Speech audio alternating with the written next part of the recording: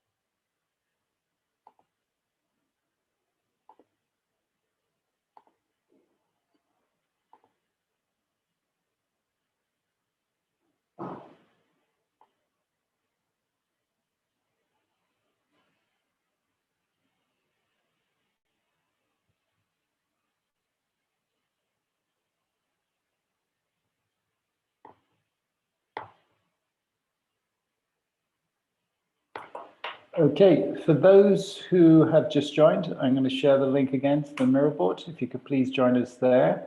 What we're doing, we're talking about systems leadership, and we're talking about one of the aspects or qualities of systems leadership, and that's about the capacity, people's capacity to integrate across divides, to connect across borders and boundaries, people in new ways. And that's a lot about finding ways to create new synergies in the system. And the question we're asking is, well, how do you interpret that? Please try and use the image as a way to kind of spark your imagination and respond to the question. It could be some example you give, or you could be talking about, what do we mean by synergies? Maybe you have an example of that or something you'd like to discuss there. So please post up.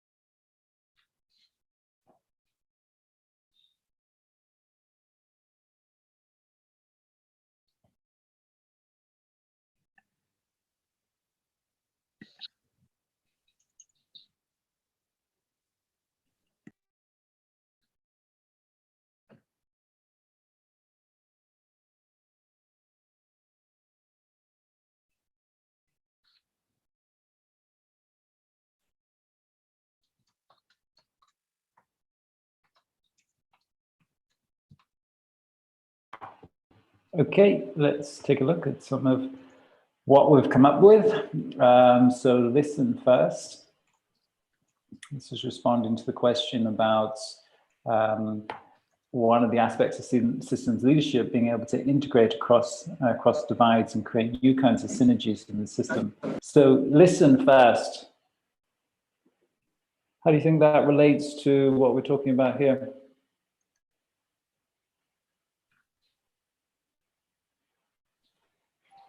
Anyone?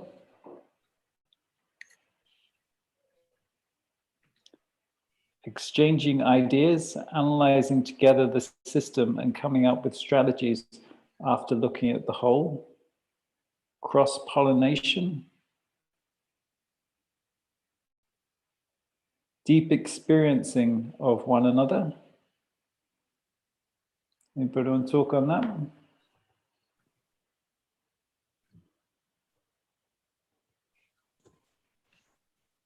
Extend the boundaries to integrate new stakeholders.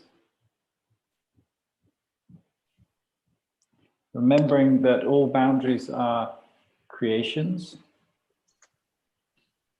This is Bob Polk. I was speaking about the deep experiencing. Just that my experience after all the models and fads and workshops are over, the only journey that I've taken that has caused me to transform in human systems is to experience one another, to walk in their shoes. So that's what I'm referring to. And this helps us overcome those boundaries? Well, there's a lot of other stuff that's packed into that. I tend to set my expectations rather realistically. So if you can plant some seeds, that's one level of expectations. I think we do a lot of thinking about the action and much less about the sustaining part, which I think you're going to get to in your next panel, probably on change. So working back from a sustainable difference in human systems, for me, it's been me becoming intimate, whether by friend or more than friend or colleague. That's caused my, if you want to call it my body, mind, or my neuronics to actually shift and replace old patterns. Yeah, I think it's a good point about sustainability, isn't it? That to develop sustainable relationship, because I think most relationships across divides, maybe you can spark something, but to sustain it, I mean, it takes energy, doesn't it, to connect with people across divides, and to sustain. How do you sustain that if it's taking energy? I think this deep experiencing thing is part of building something sustainable, isn't it? We can connect on a superficial way, but I really think if you're going to connect in a sustainable thing, relationship or synergy or whatever, it's going to require this deep experiencing. Is that what you're saying? Or am I misinterpreting that? I think you're right on top of it. And if I sprinkle a little science on top of that, and I think you've been there with your work, but we're at some point we're biologically affiliated with this energy exchange you speak of in an entropic way. So that when I've been asked by folks, how do we get change into an organization? I'll say, give me an example. And what I'll first do is say, well, do you first admit and realize that there's a biology working here? And when you ask somebody to change, you're actually potentially asking them to die a little bit in terms of an entropic, adopt a new pattern, because entropically we want to create efficiencies, whether we know this, consciously or unconsciously. So our body's always looking for that. When we bring it into the substrate of biology a little bit, I think it gives you a new way to think about this idea of sustaining and what it really actually means in humans. So I don't want to, we can come back up now, but that's a little tiny skim into the sciences. Yeah, it's kind of conserving. It's almost like there's some thermodynamics going on there, conserving energy, isn't it? And your kind of ego is helping you to conserve it, and actually deep experiencing, deep listening to someone else is really letting go of that. And actually it requires a lot of energy. I think that's what we're talking about here. Okay, thank you very much, Rob. So remembering that all boundaries are created, we need better ways to name levels to this. Are we talking about these levels of what we're just talking about there, deep experiencing? Unfortunately, that was me again, but I guess quickly, again, when I think about a project that I'm in right now, I have a person that's leading that's very oriented towards flow and emergence. And I've gently pointed out there's a difference between groups and teams. Groups can flow and have emergence, but teams are when you're moving it to some other level. And I think you can even apply the energy levels to this as well. When you cohere a little bit more, you are changing your energy and information dynamics. So when I say different ways to name this part of the box you are stickies around, I'm just thinking about being clear about when your approach works and why it works in that context versus another context. Yeah, great. Okay, let's dig on. Placing competition within a collaborative framework, kind of co-opetition sort of stuff. Enable same-side mindsets. Okay, opening up a safe space to let people see their common issues and diversity. This is going to help them connect across divides, I guess. Opening up a safe space to let people see their common issues. Okay, as long as they feel independent, they're going to go on in their kind of separate silos with the same dynamic. Okay, to raise awareness about the separating issues. Sometimes the best way to bring people from different backgrounds is a game. The photo looks like a tennis match. Yep. Okay, organize the system measuring the internal, external behavior. Look for optimal distinctiveness. What do you think? Oh, that's Bob again. Okay, maybe we'll stay going. Vision, yeah. Create common projects, overlapping vision and co-creating vision and goals with companies, government, and society. Anybody want to talk on vision? It's here a couple of times. It's obviously very strongly associated with leadership, isn't it? These are people who they're seeing the whole. Sono. Who's this? Someone want to talk on vision? No? Okay. So, yeah, I mean, it's going back to the idea. They're seeing and acting from the whole, and this vision is some kind of an expression of that. And it's the context, it's the way they're going to bring people together. It's why stories, isn't that? Stories are very important when it comes to change, for people to start to create new identities, because the existing system, there's certain identities. I'm in this part of the system, and you're in that part of the system. And we have our identities as to who we are. And if we're going to change that, it's going to probably start with some kind of vision, some kind of new story that might enable them to change their identity. And those boundaries, they're a lot created by identities, aren't they? So I think that's a really key part of it. Okay, overcome our egos. Yeah, easier said than done. Shifting from outcomes only to more process accountability. Okay, so work as servant leader. Anybody want to talk on servant leader? Yeah, it's me, Jos. Miguel. How are you? There we go. Good to see you. Well, I think the servant leadership approach is really good for lead by example, of serving and breaking barriers down with your example, serving people and putting people at the center of your actions. I think this is a very good way of integrating. What do you think you should be serving? People or the system or the organization?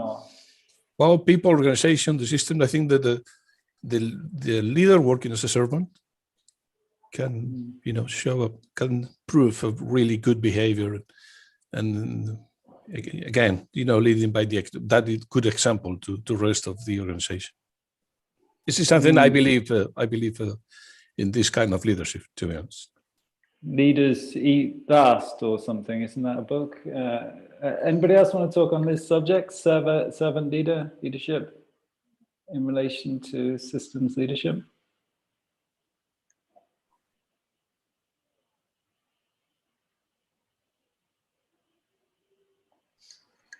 Okay, stimulating conversation across organization. to start to create new stories also. Turney, leadership focus on one, the external goal bigger than the two parties. Yeah, this is the vision thing, isn't it? These are the people who are looking outside, they're seeing the whole, they see that there's probably some, like leadership is normally in the context of some changing environment. I think it's almost always in the context of change, isn't it? Like Margaret Wheatley says, these are the people who kind of step across the line and take responsibility when something's really needed.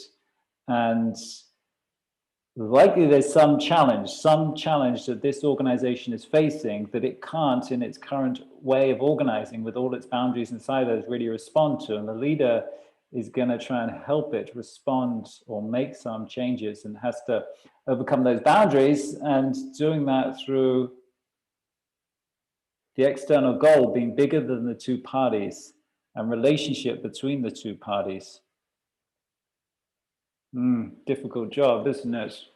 Trying to convince people to overcome their little divides here, and actually that there's a bigger issue at hand, and how are they going to organize together around that? Okay, help the system to connect to itself. Strengthen boundaries for safety and security. Suspend boundaries for confidence and trust. Cross over boundaries for interdependence and collective learning. Understand the boundaries for awareness and respect. Yeah, it's good, isn't it? It's recognizing the boundaries are important. There's important aspects to it. Benjamin, did you want to say something? Yeah, I put this model in. I really like this Center for Creative Leadership in the States, and exactly what you said, Joss. It's about intentionally using boundaries and playing with the boundaries and having a repertoire, a range of things to do with boundaries. You know, if you go in certain circumstances, just say all bets are off, all boundaries are dissolved, you're going to create loads of stress and tension and fighting and conflict. Or, you know, it's about having the right approach to work with the boundaries to a purpose, I guess. Yeah, and that's the point, isn't it? That, you know, you always need boundaries, you always need structure, right? Because it's an organization, and that structure is going to require structure, right? Lines and so forth. But the idea is that something's changed in the environment. So the structure that we have and the lines that we've created in the past are not working anymore. So now it's not that the lines, the divides are bad or anything, it's just they're in the wrong place. And we've got to move them around because we still need them. We just got to use them in the way that they're needed.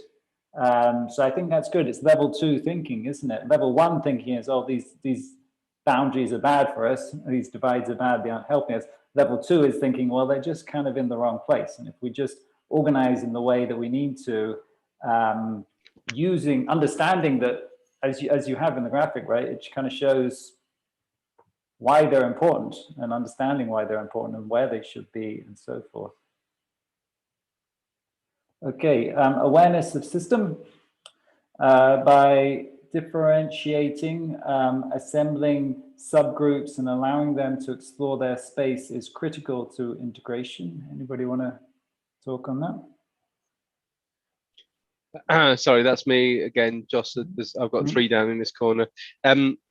This is the sort of stuff that comes from Yvonne Nagazarian and kind of group theory. And the point is that often when it's quite related to the one from CCL actually, and probably is, you know, related in connections. If we try and say we've all got to agree on everything and there are going to be no boundaries and we're all here with one big goal and we're all servants of each other, then you're invalidating people's differentiation from each other.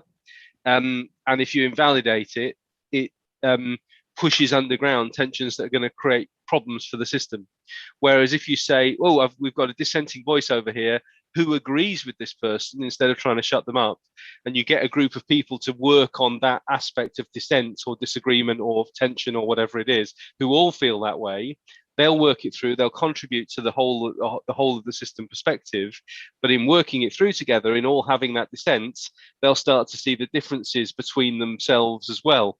So instead of embedding the distinction, you work the distinction in a facilitation kind of context, and it allows it works through rather than creating a volcanic pressure kind of. I'm trying to explain it quickly and getting it. No, it's great.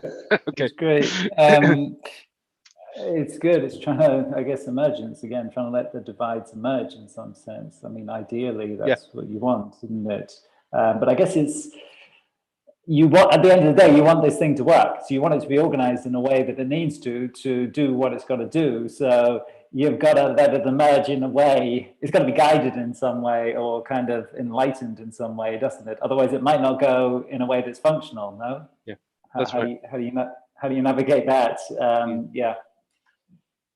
I guess that's why you get a kind of top-down, bottom-up thing, isn't it? Because it could go in any direction, but we need something that's functional. So there's got to be some kind of top-down guidance of it. Yeah.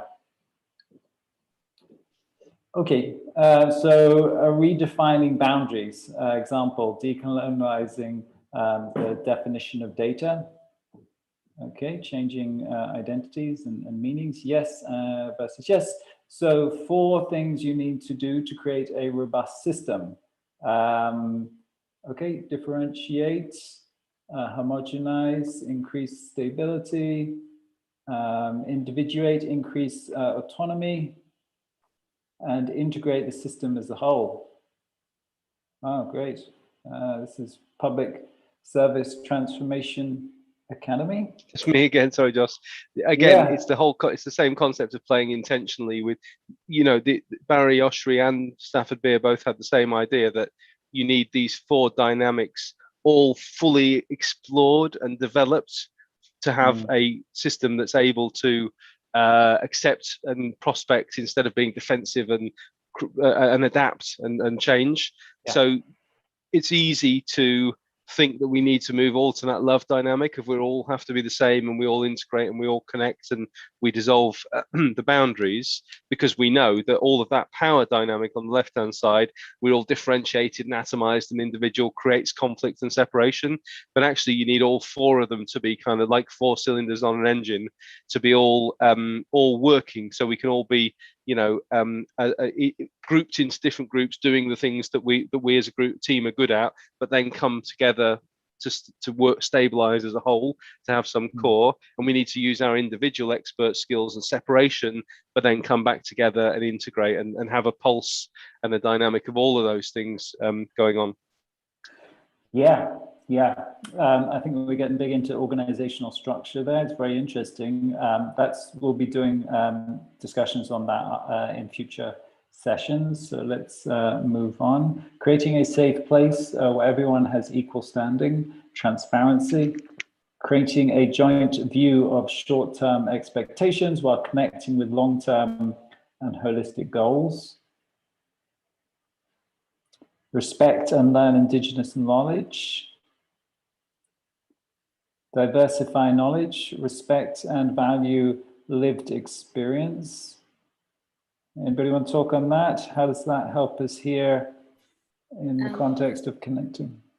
Just that's me, it's Joanne. So that's how I think all the 3 I put it there, they are all connected.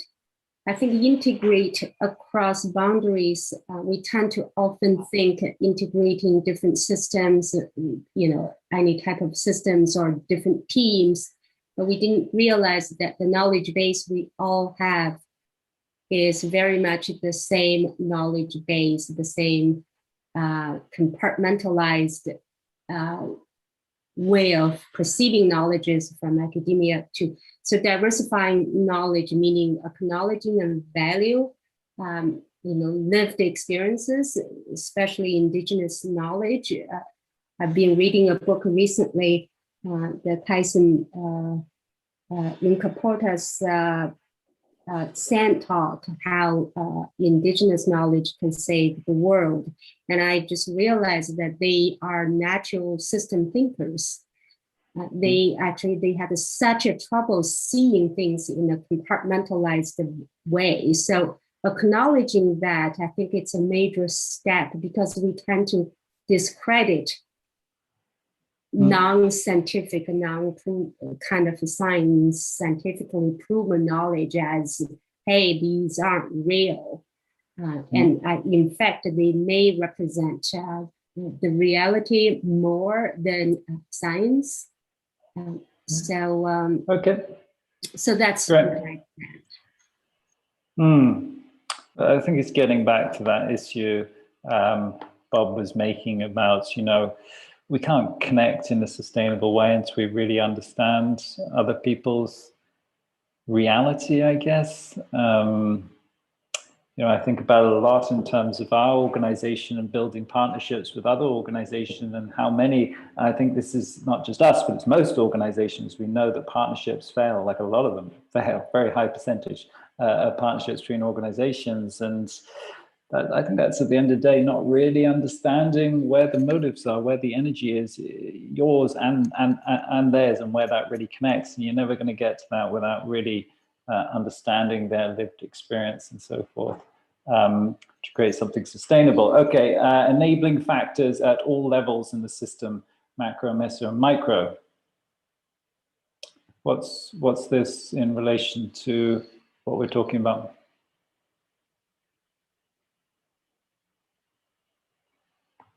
Anyone?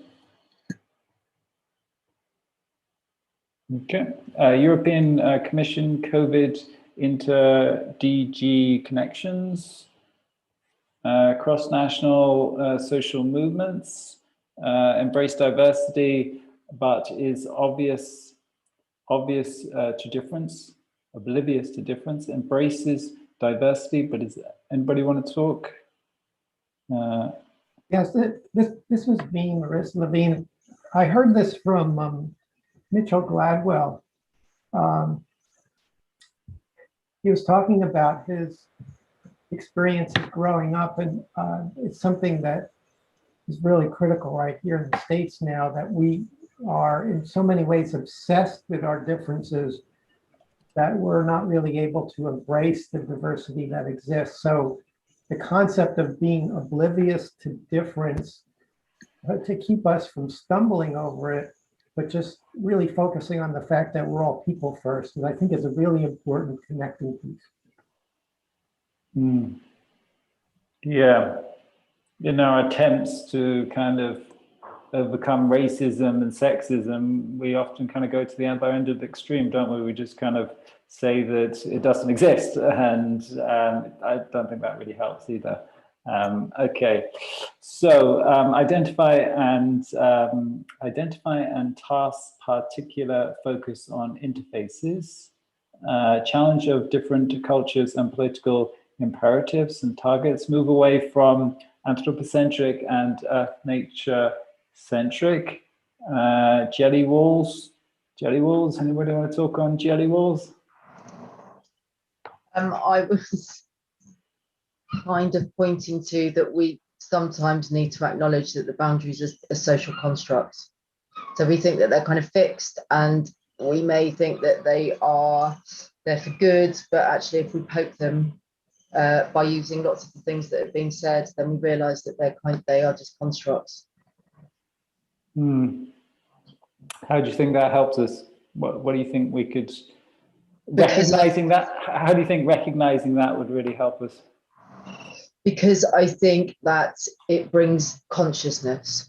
So I think that things that we may think are fixed are not fixed. And I think in relation to things like your point about systemic inequality or discrimination, I think that that there is something about,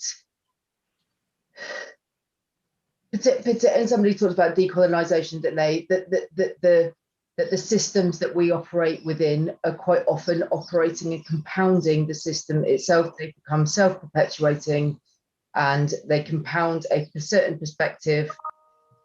So the whole kind of concept, I think, of things like inclusion can infer normalcy. For example, who's invited, whose party is it, who's including who, and And I think that if we are really talking about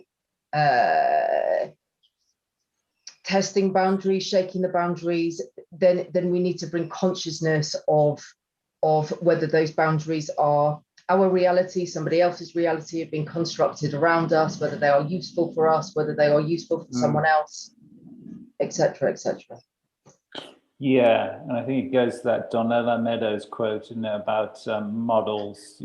Don't forget that all models we create them, right? And I think it's good, because I think it's speaking to what Benjamin's talking about here, the way that we can, if we understand that these are all just models, then we can start asking questions. Well, how useful are they? And what is needed, what isn't needed? How can you can start to like play with them, right? If you don't recognize that they're all kind of models and ways that we organize our world and we can recreate them, then you don't have that capacity and you can get stuck in certain ways. Okay, for the sake of time, let's move on and talk about, I find this a really interesting one. As I mentioned, Benny Banerjee introduced it to me, this idea that the kind of leadership that's needed today in the context of, we need a lot of systems change around here.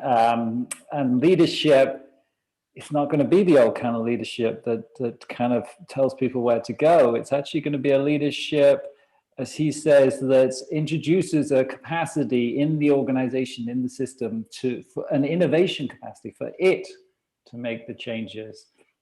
And I found that very interesting concept. And how do you do that? How do you create the structures? How do you create whatever's needed for it to be able to do that? But ultimately, the job of the systems changer, I think, or the systems leader, is around systems change, and they're going to have to facilitate and enable systems change in some way. So let's have a little chat on that. So these are people who see the need to change the whole system rather than just the parts, and that they can't do it, right? It's going to be the system that's going to change itself, and they're going to have to introduce something new into that system for it to be able to do that. So that's all pretty vague, but what are your thinkings on that in terms of these people? What is that capacity actually that they're trying to introduce? I use that word innovation. I think it captures it for me, but what do you think it is that they need to do to enable that system to change itself? I'd love to hear your thoughts on that. If you could grab a sticky and post them up, we'll take 5 minutes or so. I'll share the link again.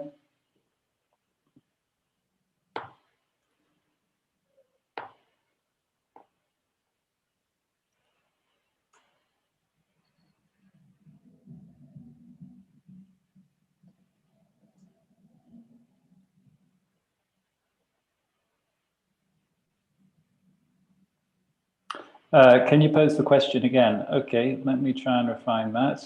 The question is, how can a systems leader enable a system to change itself, or introduce something to give it the capacity ultimately for it to be able to change and transform itself? Or you can pick up on any aspect of that.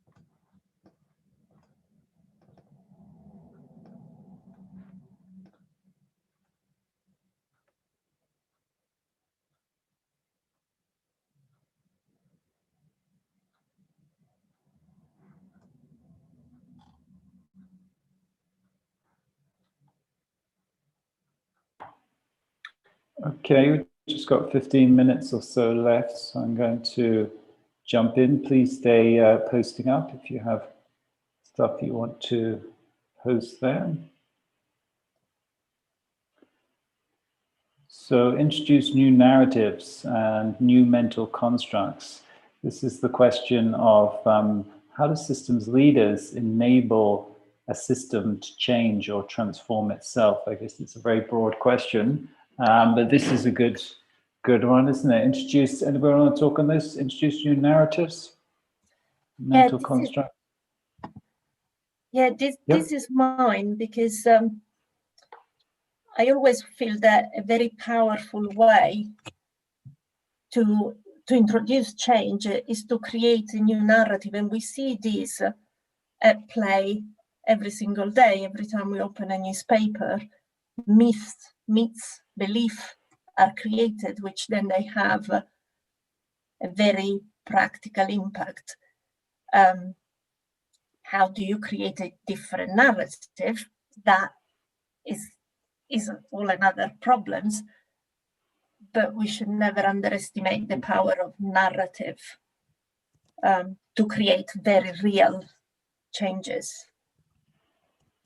Both positive and negative, right? I'm just thinking totally. of, you know, like nationalism or something. Absolutely. Racism, many sorts of stories. Absolutely. Exactly how powerful they are, you know. We see it now with social media, right? Someone creates a little story, and then that can turn into big protests, and you know, streets get destroyed and so on. Exactly. But of course, Jost, could I say something? Yep. This is Bob, and to her point, I'm a big fan of what she's saying about narrative. I was exposed to a nuance on this topic once, and that is to change a narrative is not really a direct action that you can take often. It's actually changing the conditions in which a new narrative arises, possibly. But it kind of goes against our experience that you can't change a narrative directly, because we do get bombarded by things that make us think differently. But I wonder if we're not examining more fully the conditions in us that's allowing that narrative to take root. So I think it's a worthwhile question to keep front and center when we do narrative work. Is it the narrative, or is it the conditions that create these narratives that become sticky? And I know it sounds like a chicken or egg kind of thing. Just wanted to put that out there. But then you get to the question of, well, can you change the conditions for people? I mean, the narrative thing seems easier to change. Any ideas how you change the conditions that people receive things?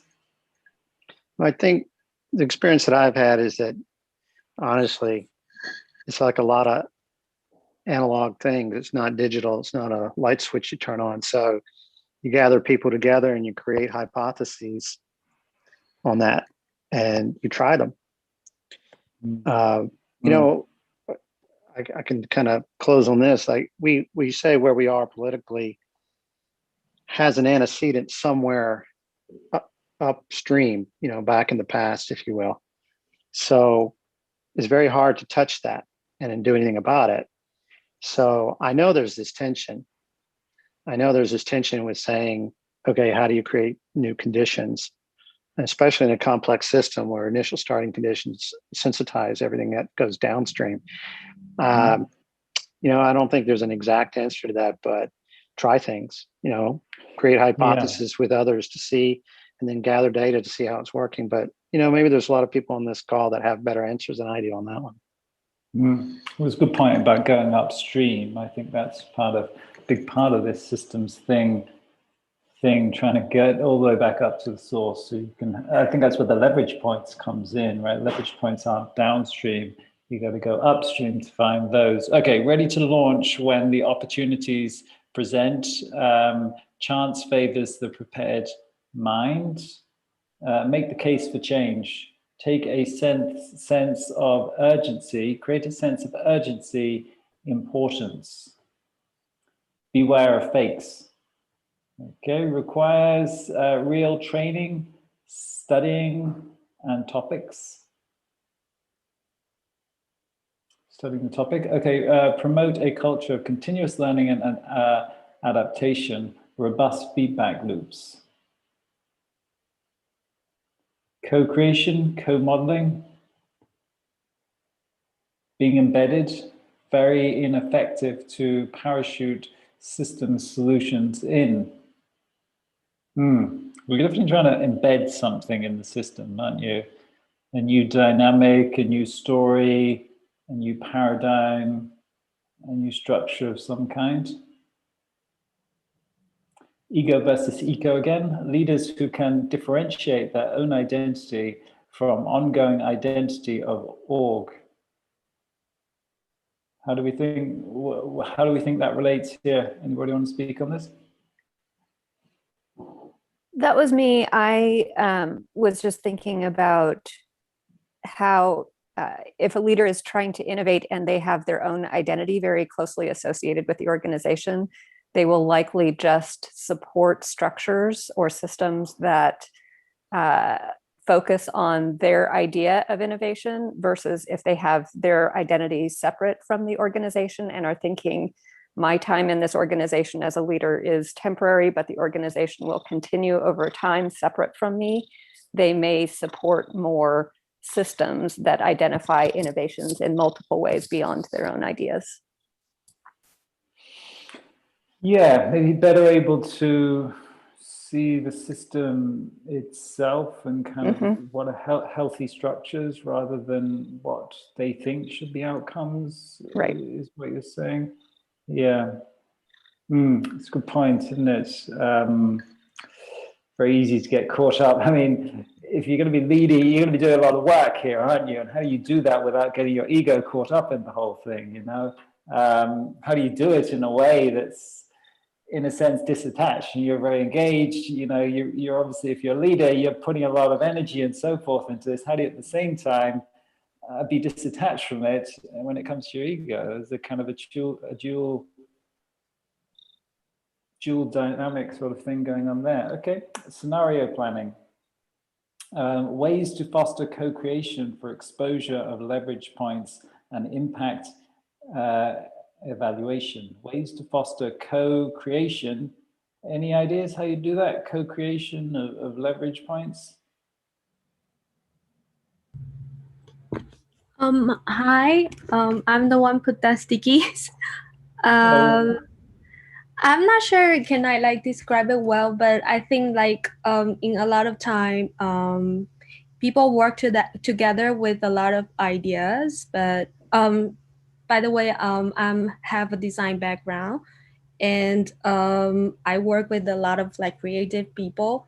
But in a lot of times, it's hard for us work together to think about what might be the most effective or several points for us to work on specific change. And that kind of evaluation is something that I feel is missing there. So I feel that might be helpful to have something or toolkit or maybe a leader with that kind of skill to guide people. Yeah, people talk about this a lot, actually, toolkits for finding leverage points, but it's a good point. They're going to help the system in some way identify the places that are really needed to make change. These leverage points is foster co-creation for exposure of leverage points. Okay, thank you. Cryptocurrencies, obviously. What was the question? Okay. And spend lots of dollars. What was the question? Okay. So embedding in a work culture that fosters ongoing reflection and collaboration. Did we already have that one? Okay. Building triple loop learning. Wow, how many loops are there here? I thought there were just two. No, oh, we got a third one? In the system itself and the participants, including the leaders. Is this you, Benjamin? Yeah, sorry. If single loop is doing the same, doing the thing better, and double loop is kind of reframing it, triple loop is rethinking our identity and re-understanding what we are in the system. If that makes sense. So yeah. So the paradigm is which, the second loop or the third loop? I don't know. Different terminology. Okay, different terminology. I think it is linked in Argyris and or in Bateson, but if you look at Bill Torbert's that action inquiry, he's talking a lot about that third level, and that shift of identity is part of kind of vertical development, part of kind of thinking, growing in our ability to encompass complexity and things like that. And a simple example, firefighters moving from getting better at fighting fires and pulling people out of burning buildings to focusing on prevention, and then as they spend more and more time in old people's homes checking batteries of smoke alarms, they change their identity from the macho people who still do need to do some saving into collaborators who are helping to keep people safe in their communities and in their lives. And that's the systems change in a way, isn't it? Yeah, it was a good one, because by changing their function, you then help them evolve their identity, is what you're saying. By changing what they're doing from preventing to, they learned to adopt a new identity, and then from that it becomes natural that they're going to see the world in that new way and operate in a different way. And it's key, isn't it? This thing of, if you need a paradigm shift, then you're going to have to if people are going to do that, you're going to have to get them thinking on another level, aren't you? They're in this system, and they've probably been in this system for a long time, and they've got used to doing things in a certain way, and they've forgotten the kind of fundamentals of the paradigm, the way that they're all looking at it. And you're going to have to somehow get another learning loop going, second or a third, for them to start to be aware of the paradigm, and that they may be able to change that paradigm, and they need to change that paradigm, because that's normally part of this, isn't it? When the whole system is changing, you're going to have to change people's way of thinking. And as you said, they're going to have to learn how to do that. So reveal, map out hidden pathways and patterns that mind's eye can't see. That's kind of, who's this? Someone want to talk on that? Just that's me. Sorry, I got distracted. So there are, in every system, complex systems, there are always hidden pathways, such as the food web in nature, and we just started understanding that. But in our political system, in our social system, when you think of water cooler talks, these are the hidden systems, hidden pathways that really operating behind scenes. So if we can reveal and map out, and I really like some of SS canvases to help us map out these hidden pathways and systems for people to see. As the catchphrase used to say, follow the money. And then we can reveal a lot of the issues within the existing paradigms and help us shift. Yeah, and assumptions too. They're gonna have to, if you're gonna change the paradigm, it's about revealing assumptions, and the paradigm is hidden in the assumptions, but also the water cooler thing is getting more to kind of structure of the hidden structure of the organization, the networks and so forth.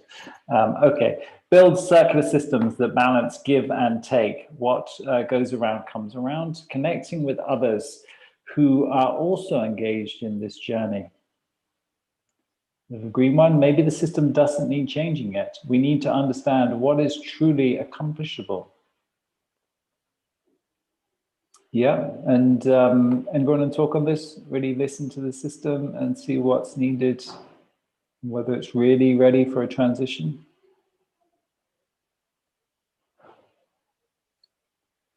Okay, moving away from anthropocentric, need to change thinking, change practice, change behavior. Yeah, the whole suite of things ultimately. Put purpose before profit. As we've seen in the past years, the lack of trust has created the barriers needed to allow for a system of communication that will allow for shared vision. Yeah, we do struggle with shared vision in our world, don't we? Like, therefore, it is about not just empathy, but allowing for more voices at the policy table to encourage trust to come out again. Okay. Maybe wait for something. Okay. All right, we're going to wrap up now because we've come to the end of our time. Breaking the norms. Okay, that's a good place for us to finish on. For us all to break the norms. Yeah, let's wrap up. Thank you very much for joining. Next time, actually, I want to start a discussion more around leave this topic of systems leadership. We covered the 4 boards there. If you remember in the first one, maybe you weren't here, we talked a bit about what our existing, this is part of our SI organizations group. So systems leadership is just one aspect of that. In the first session a couple of months ago, we talked about what does the existing model of kind of organizations look like, and what's the transition that we're involved in at the moment. We know there's big changes in our organizations taking place, and we jumped into what does this new one look like. We talked different dimensions that we're exploring here: strategy, governance, operations, alignment, structure, change, and so forth. And leadership was just part of that. We want to talk about other aspects of this new kind of organization. I was thinking structure would be a good one next time. So I want to wrap up for now, and hopefully you'll join us again in next month. We do this every month, and look forward to seeing you all there again. Take care now, guys. Bye. Thank you, Josh. Thank you. Thanks, Josh. Bye. Bye. Bye. See you.